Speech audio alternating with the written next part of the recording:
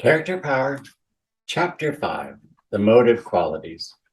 The third of the several classes of character qualities is that known as the motive qualities. The term motive means that which moves or incites to action.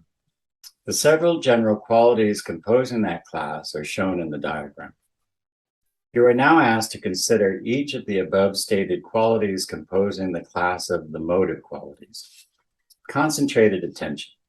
Concentrated attention consists of the deliberate, voluntary concentration or focusing of the attention upon the subject or object under consideration. Attention is the application of the mind to any object of sense, thought, or memory, or more technically, attention is consciousness concentrated in order intelligently to conquer a particular object or subject. Attention has well been compared to the contraction of the pupil of the eye in the process of sight. The law of attention is the fewer objects we consider at once, the clearer and more distinct will be our knowledge of them. Concentrated attention is the focusing of the mind intently upon that which is before it to the exclusion of all else for the time being. The power or faculty of concentrated attention distinguishes the great individuals of the race who have done things, the mental masters. It has been stated as a general principle, every individual who has accomplished anything worthwhile in any field of voluntary endeavor has done so largely by his or her developed and trained powers of voluntary attention.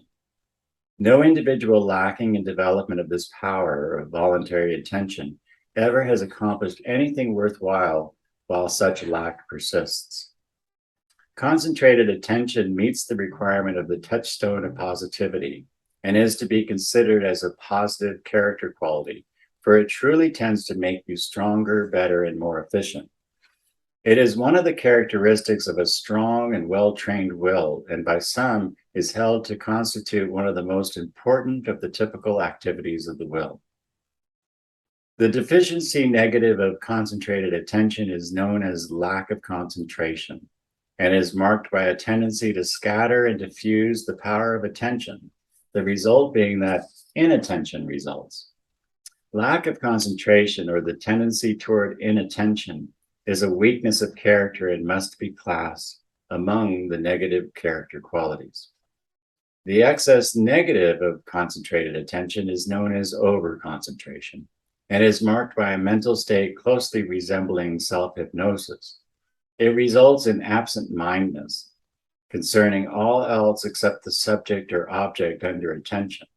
Moreover, instead of resulting in increased power and clearness of thought, it really produces the opposite. This because the mind is practically put asleep by reason of the tiring of the attention.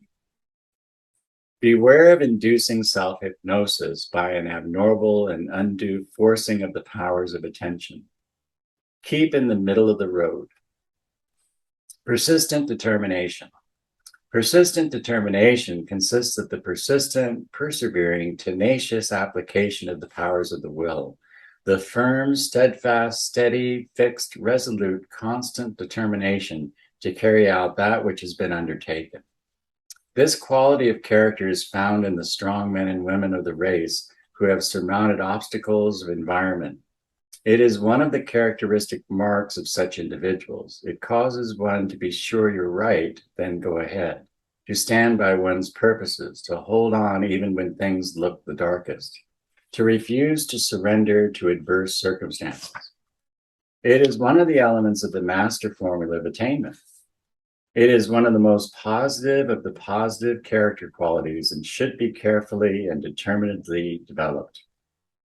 The deficiency negative of persistent determination is known as lack of persistency or irresolution and is marked by an absence of the characteristics of the positive quality.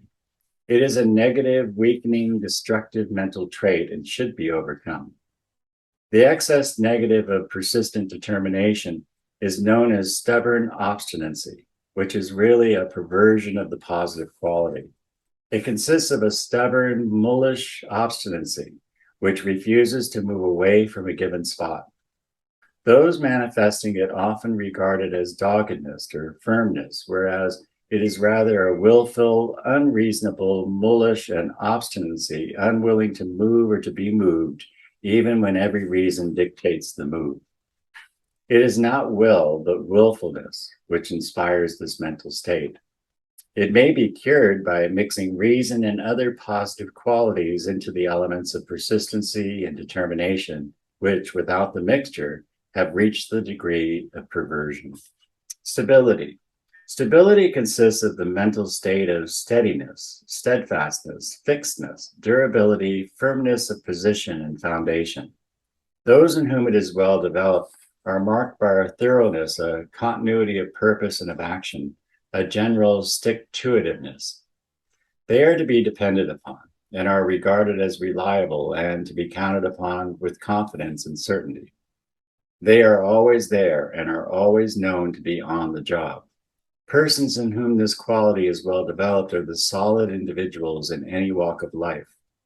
The quality in its norm is decidedly a positive quality, for it tends to make you stronger, better, and more efficient, and should be cultivated and developed. The deficiency negative of stability is known as instability, which is marked by fickleness, inconstancy of purpose and action, waywardness, excessive desire for and habit of change, restlessness.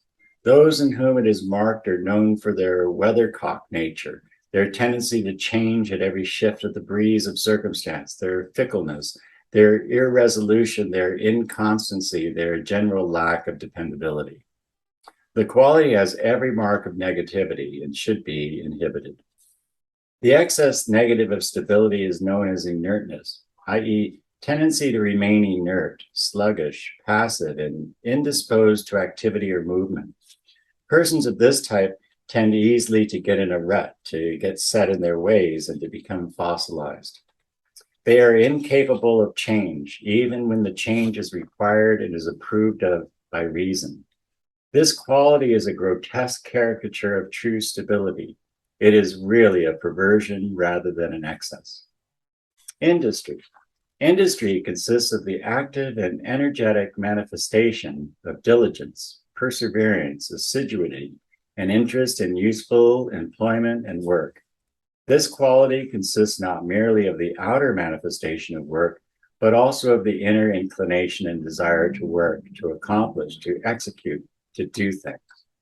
The successful man in any walk of life is industrious, whatever else he may be. He finds a joy in his work because it is his channel of expression and manifestation.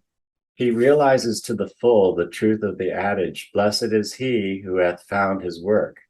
He delights in tearing down in order to reconstruct, in building up, in doing, in executing, in accomplishing. Industry is a positive quality, for it makes you stronger, better, and more efficient. The deficiency negative of industry is known as slothfulness, which is marked by disinclination to action, sluggishness, laziness, idleness, indolence, etc. This quality is so manifestly negative that no further comment concerning it is needed. The excess negative of industry is known as slavery to work, which consists of the degradation and perversion of normal active industry into a habitual routine of slavish drudgery and arduous toil and travail, of which habit is the motive power, and which lacks the spirit of industry pursued for a definite end and animated by the desire to accomplish.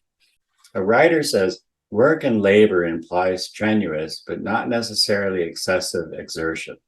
Toil implies a painful and exhausting severity of labor.